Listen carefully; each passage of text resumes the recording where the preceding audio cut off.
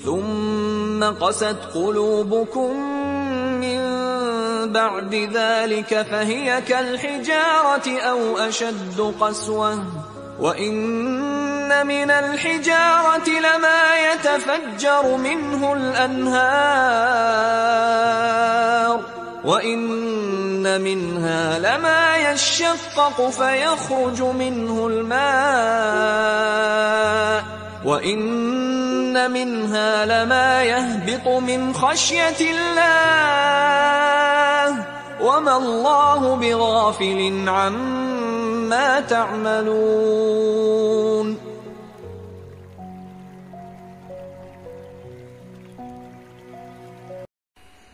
Assalamualaikum warahmatullahi wabarakatuh. Alhamdulillahirrabbilalamin. Wabihi nasta'in Walau murid dunya waddin. Wassalatu wassalamu ala asrofil anbiya'i wal mursalin wa ala alihi wa sahbihi ajmain, amma ba'du. Perkenalkan, nama saya Marsito dengan NIM 66. Di sini saya akan menjelaskan dan memaparkan laju reaksi dalam perspektif Islam. Laju reaksi merupakan peristiwa perubahan konsentrasi reaktan atau produk dalam satu waktu. Laju reaksi juga dapat dinyatakan sebagai suatu laju terhadap berkurangnya konsentrasi suatu reaksi. Kecepatan laju reaksi yang berbanding lurus terhadap konsentrasi dengan satu atau dua pengikut berpangkat 2 akan disebut sesuai jumlah pangkat. Reaksi disebut bertingkat 3 bila kecepatan reaksinya berbanding lurus dengan konsentrasi pangkat 3. Biasanya laju reaksi tidak tergantung pada orde reaksi, suatu yang merupakan proses satu tahap didefinisikan dengan berdasarkan reaksi, yaitu reaksi dasar. Molaritas menyatakan banyaknya mol zat terlarut dalam tiap liter larutan. Normalitas menyatakan jumlah ekuivalen zat terlarut dalam tiap liter larutan.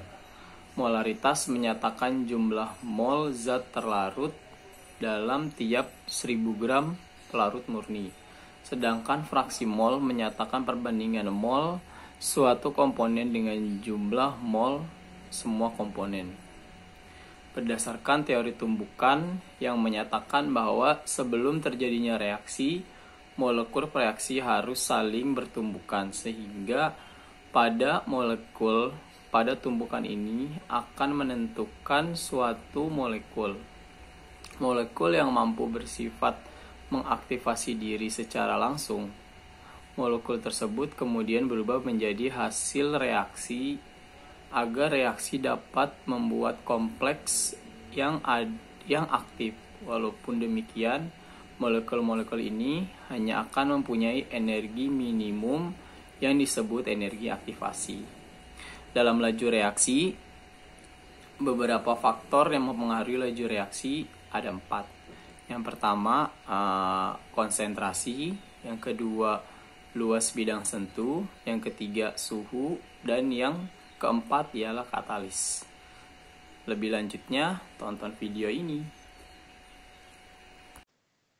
Oke, halo semuanya. Ketemu lagi bersama saya Ricky Randy. Salam Smart. Nah, di video ini saya akan bahas dalam waktu 3 menit tentang laju reaksi ya.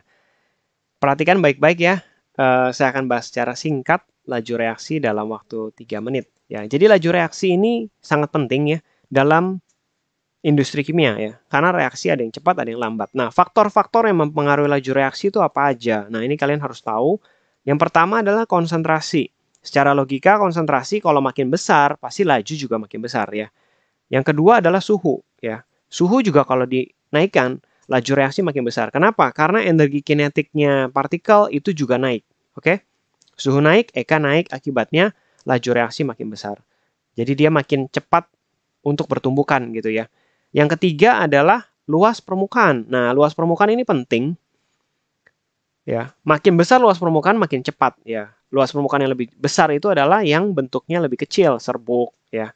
Lalu yang keempat adalah katalis. Nah, ini katalis adalah zat yang ikut bereaksi dan dihasilkan kembali di akhir reaksi ya.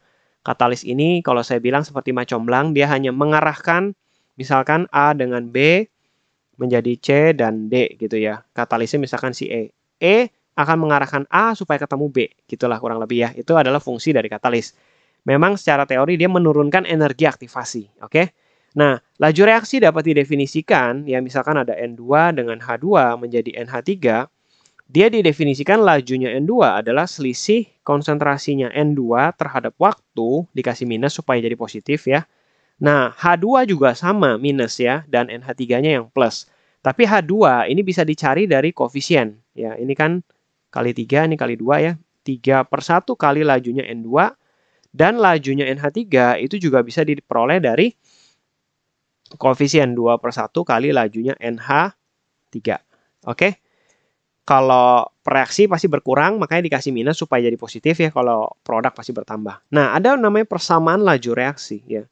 Persamaan laju reaksi ini digunakan untuk menentukan konstanta dan order reaksi gitu ya. Dia tergantung dari konsentrasinya si reaktan, oke? A dan B ini harus reaktan atau pereaksi ya. Reaktan, oke? Cara cari X dan Y itu dari tabel percobaan ya. Ini order reaksi terhadap A, ini order reaksi terhadap B gitu ya. Oke, order totalnya itu berarti order reaksi totalnya X tambah Y. K juga diperoleh dari tabel, harus ada percobaannya. Oke, laju reaksi ini berbanding terbalik dengan waktu. Ya. Nah, ini tabel kita harus tahu, misalkan ada seperti ini ya. 0,1, 0,1, ini 10. Misalkan yang kedua nih 0,1, 0,2, ini 20.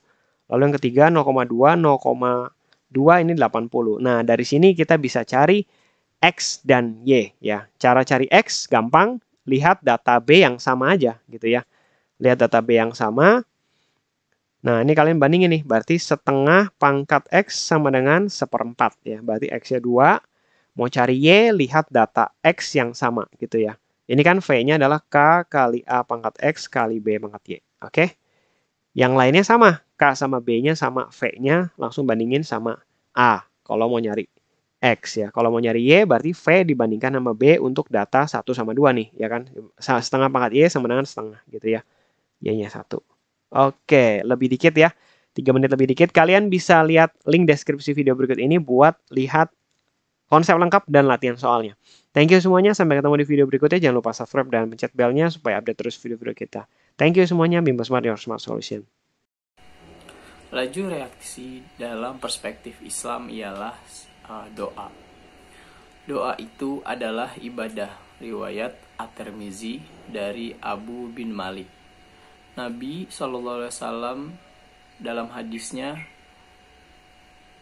menyebutkan, diriwayatkan dari Aisyah, dia berkata, Nabi SAW ditanya orang, ibadah manakah yang paling utama? Beliau menjawab, doa sendiri untuk dirinya.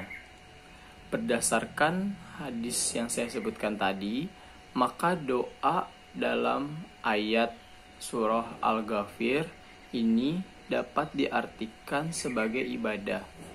Hal ini dikuatkan oleh lanjutan ayat surah Al-Ghafir yang artinya sesungguhnya orang-orang yang menyombongkan diri dari beribadah kepadaku akan masuk ke dalam neraka yang hina. Ayat tadi merupakan peringatan dan ancaman keras kepada orang-orang yang enggan beribadah kepada Allah. Ayat ini juga merupakan pernyataan Allah kepada hamba-hambanya yang beriman agar mereka memperoleh kebaikan dan kebahagiaan di dunia dan akhirat. Seakan-akan Allah mengatakan, "Wahai hambaku, menyembahlah kepadaku. Selalulah beribadah dan berdoa kepadaku. Aku akan menerima ibadah dan doamu yang kamu lakukan dengan ikhlas, memperkenalkan permohonanmu dan mengampuni dosa-dosamu." Dalam hal ini, hubungan laju reaksi dengan perspektif Islam ialah semakin banyak kita melakukan amal baik dan beribadah, semakin cepat pula doa kita. Terima kasih.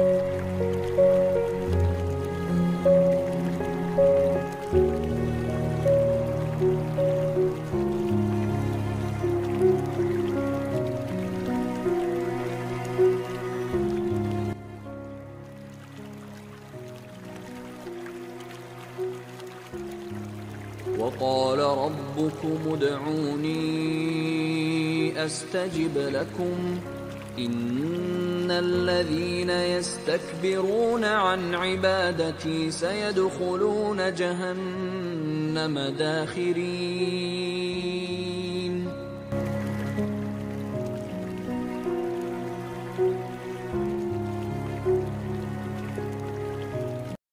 Cukup sekian penjelasan dari saya mengenai laju reaksi dalam perspektif Islam. Mohon maaf jika ada kesalahan. Billahi taufiq wal hidayah. Wassalamualaikum warahmatullahi wabarakatuh.